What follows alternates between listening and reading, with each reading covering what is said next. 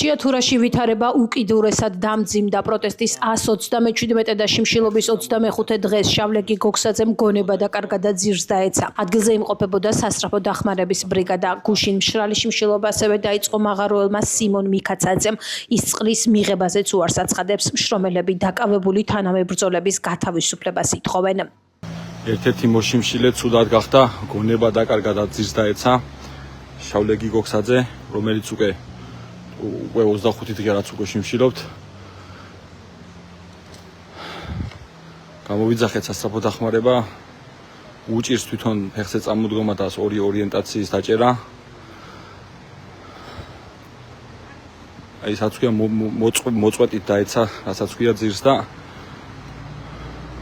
ვითხოვთ უბრალოდ ჩვენი მეგობრების განთავისუფლებას და არავინ ჩვენი პატრონი არ არის, ყურადღებას არავინ არ გვაქცევს.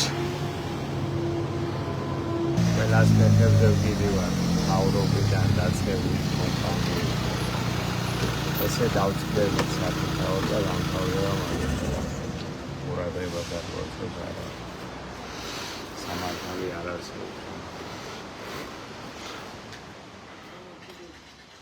მერაბ სარალიძე, გიორგი ნეფალიძე, აჩიკო ჭუმბურიძე და თენგო გველესიანი სისხლის სამართლის წესით 29 აპრილს დააკავეს საქმეზე გამოძიება თავდაპირველად სისხლის სამართლის კოდექსის 118 მუხლის მეორე ნაწილით გათვალისწინებული დანაშაულის ჯგუფურად ჯანმრთელობის განზრახ ნაკლებად მძიმე დაზიანების მუხლით დაიწყო, თუმცა მოგვიანებით მათ ბრალი დაუმძიმდათ. მერაბ სარალიძესა და გიორგი ნეფალიძეს ჯგუფური ძალადობის ორგანიზებასა და მასში მონაწილეობას, აჩიკო ჭუმბურიძესა და თენგო გველესიანს კი მონაწილეობას ედავებიან. დაკავებული მაღაროელების მორიგი სასამართლო პროცესი 17 ივლისს უნდა გაიმართოს.